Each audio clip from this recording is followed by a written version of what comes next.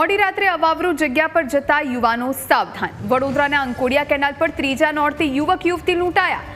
યુવતી રાત્રે પોતાના મિત્ર સાથે અંકોડિયા કેનાલ પર ગઈ હતી। બુકાની ધારી 3 લૂંટારુઓએ ચાકુની અણીએ લૂંટ ચલાવી।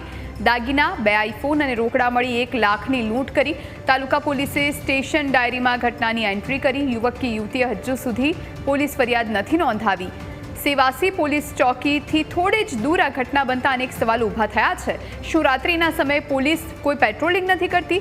ગત વર્ષે પણ ભાયલીના લૂંટના ઈરાદે સગીરા સાથે ગેંગરેપની ઘટના બની હતી। થોડા દિવસ અગાઉ ગાંધીનગરમાં અડાલજ કેનાલ પાસે સાયકો કિલરે પ્રેમી યુગલને ટાર્ગેટ કર્યું હતું અને યુવકની હત્યા કરી હતી। ત્યારે વડોદરાના અંકોડિયા કેનાલ પરની આ ઘટનાએ પોલીસની કામગીરીને લઈને સવાલ ઉઠાવ્યા છે। સંવાદદાતા પ્રશાંત ફરી એકવાર આપણી સાથે ફોન લાઈન પર જોડાયા છે। પ્રશાંત, એક યુવક અને યુવતી લૂંટાયા છે, શું જાણકારી?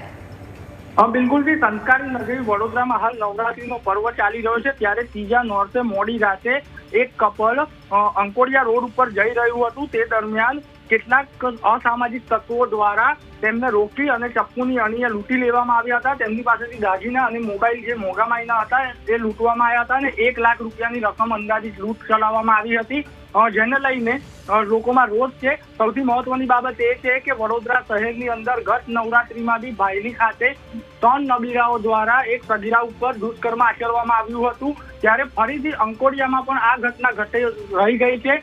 સદનસીબે આવી કોઈ ઘટના નથી ઘટી, પરંતુ લૂંટ થઈ છે અને લૂંટ કરીને જે આરોપીઓ હતા તે ફરાર થઈ ગયા છે। લોકોની માંગ છે કે આવી અવારું જગ્યાઓ છે ત્યાં પોલીસ દ્વારા પેટ્રોલિંગ કરવામાં આવે। તાલુકા પોલીસ દ્વારા અહીંયા કોઈ પ્રકારની વ્યવસ્થા કરવામાં નથી આવતી। જ્યારે આવી ઘટનાઓ ઘટતી હોય ત્યારે નવરાત્રી પર્વ પહેલા જ પોલીસ અને તંત્ર દ્વારા જે તૈયારીઓ કરવી જોઈએ તે તૈયારીઓ કરવામાં નથી આવી। આવી લૂંટના બનાવો અવારનવાર બનતા હોય છે।